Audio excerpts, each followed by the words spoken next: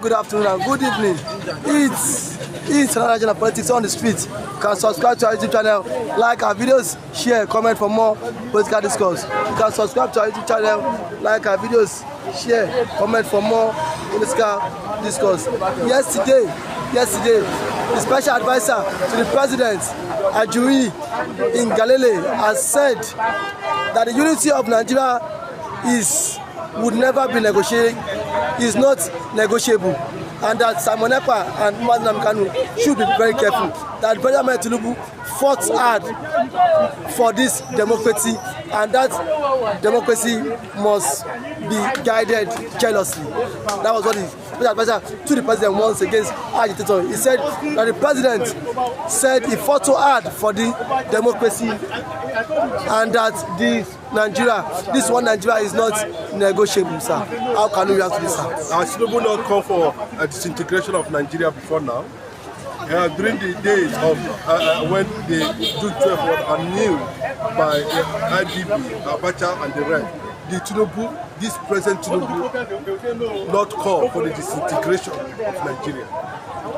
That is the question, and are supposed to be left on the table of a special advisor to the president, talking about Ajuri, Ngilele, and what they want to call him. But unfortunately, that young man, if you look at him very well, I understand that young man is from that part of the world. No, I'm saying the other part of the world. The Igbos and the Biafra contest has advanced to the next level of higher existence.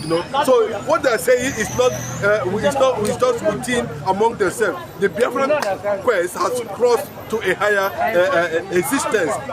That we can no longer bring the Biafran contest low to the level of the temple of Tinubu, Ngeleri, the Northern Fulani, to sit down in the same table and start discussing with them. No, unfortunately, they didn't know that the train has gone and has left them quite a long time ago. And anybody that is telling you that Nigeria is not negotiable, why are this government at this point in time powering the journalism, trying to see how they can maintain, possible disintegration that is coming at this point in time? They are not sincere to themselves, and that is why Nigeria can never work, because the leadership are not sincere. They are only sincere when the money is within their reach, when they are looting at ease, when it is their turn, like they always say, a million turn to loot. It is their turn to loot, and they cannot tell you that Nigeria is working. But we know that Nigeria is not working. Look at what the Sultan of Sokoto has just said, that the Tinubu's administration is against the North. The Sultan of Sokoto, and because he said that, they are looking for a way now to remove him. He said Nigeria is not working, and the Tinubu administration is against the North. And if you look at it, then the vice president came out and said, no, Tinubu is not against the North. But we can see it very clearly, the reality on ground. So anybody is telling you that Biafra is not, Nigeria is not negotiable, that person is still need to be re-examined, because the Biafra is not about your word. Biafra is about divinity. Biafra is about grace. Biafra is about justice. And anywhere there is no law and justice, Biafra can never be part of it. So the reality on ground is that, one, if they like, Nigeria till tomorrow, like Voloshenka we said, is negotiable. Nigerians have never negotiated Nigeria. And even when Jonathan wanted to do it in 2014, you saw what happened. They kicked against it. Go and ask somebody like Ghanaian Adams, ask him this question: is Nigeria negotiable? He will tell you yes, Nigeria is negotiable, and Nigeria is still negotiable till tomorrow. And that is why it has become very resilient for angels of Biafra. When I'm talking about the angels of Biafra, I'm talking about number one, Dr. Dim Emeka Ojukwu is an angel of Biafra. I'm talking about Ralph Wazirike, an angel of Biafra.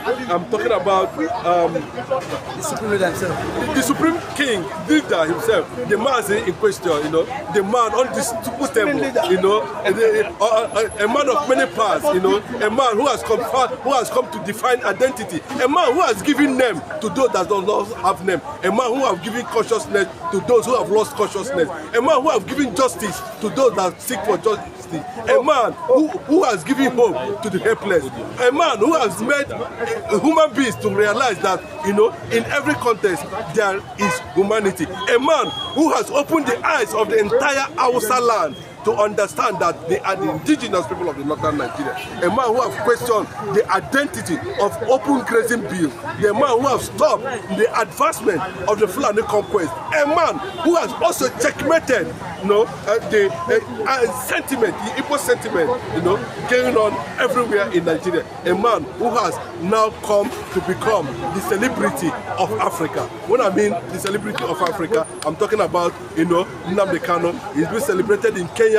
Is being celebrated in Burkina Faso. Nnamdi Kanu is being celebrated in South Africa. Nnamdi Kanu is being celebrated in Gambia. Nnamdi Kanu is being celebrated in Togo.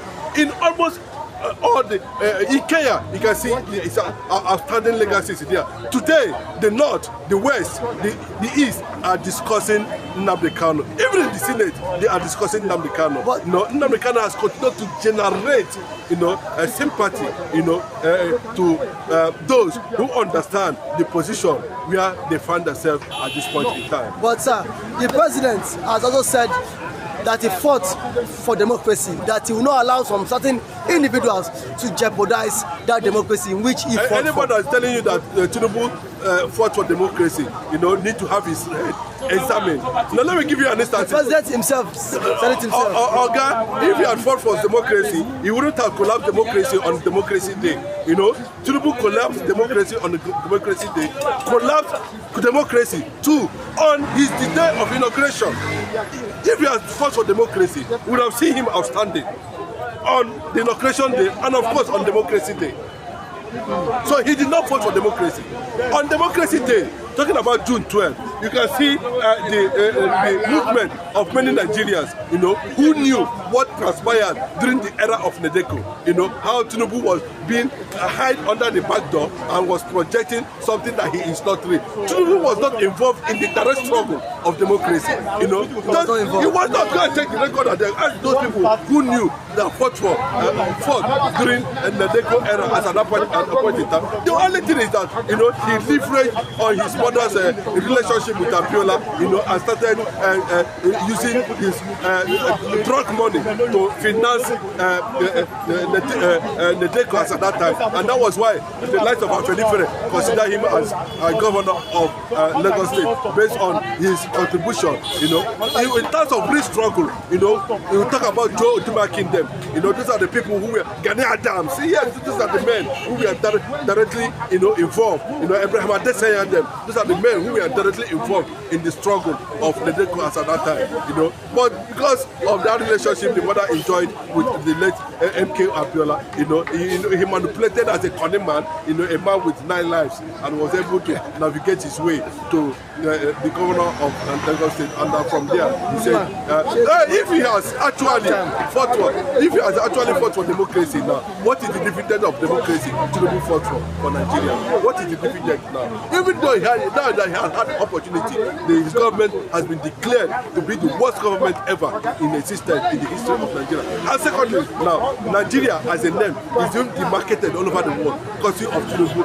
and that was why a lot of people are angry, and the gods of the land too, you know, and tell him to be careful on Democracy Day when he was climbing the hill. You know, see, because they need to understand that that is a big sign. No matter how you look at it, if Tinubu got the guard to come out and say that Nigeria is not negotiable, then he is part of the murder of good nature. It's part of the murder of good nature. You might not understand what I mean. No? I don't. Yes, let me tell you. If you see what transpired between God, Christ, and Satan, you understand what is transpiring now between Tinubu, the government of Nigeria, and the masses. They are giving him everything he wanted. He's still asking for our head. God gave devil everything he wanted on earth. Everything he wanted. He's still asking for the head of the only begotten Son of God. He wanted to take the position of Christ. Unknowingly, like the way he's seeing us now, unknowingly to Tinubu, that we have the capacity to remove him from office any moment. Nigerians have the capacity to remove him any moment from now. So Tinubu cannot say that nobody who tells you that was Igbo man involved when the negotiation of Nigeria were there. Majority of the people that were there are Northerners and some few Yorubas. You cannot see the Igbo man was not part of the meeting. Go and check the record. We always want to be an identity of our own, a sovereignty of our own. And even in Nigerian context, the Igbos have contributed more than any tribe. What Igbos can do in Nigeria, the Yorubas and the Hausas cannot do it. That has been confirmed by the former president of Nigeria, Muhammad Buhari. That has also been confirmed by the present administration, Vice President Shetima. That has also been confirmed by Olusegun Obasanjo. That has always been confirmed by Panika Ode. That has always been confirmed by Gani Adams. That has always been confirmed by so many people. United Nations, when they came to Nigeria, it has been confirmed. Lagos State has been confirmed of the ingenuity and contributions of development, economic development, commercialization of Igbo man in Nigeria, more than any tribe. And still, for 104 years of Nigerian existence, no Igbo man has been considered to be president of Nigeria. And I'm asking you, Mr. Journalist, is this the right thing to be done? And even when it was time for the Igbo man to produce the president, the conspiracy continued. We've seen the conspiracy advance. We've seen it in different angles. You know, a Yoruba man that has taken presidency denied that he doesn't know anything about presidency. But we know that at the time, a time came when Olusegun Obasanjo became the civilian president of Nigeria. The Northerners have enjoyed their own period. But when it was time for an Igbo man to emerge as the president, he came out with a miracle.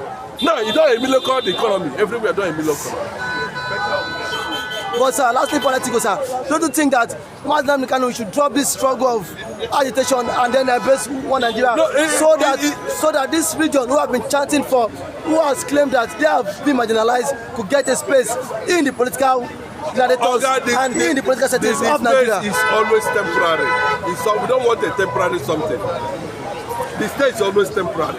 And that was why, you know, some elements of pro-Abiola in his government are pushing for the journalism. And the Northerners are kicking against the journalism. Sanusi Lamido has come out and said, you know, we are not interested in the journalism. What is happening in the north is about, you know, sovereignty too. The Boko Haram are asking for caliphate.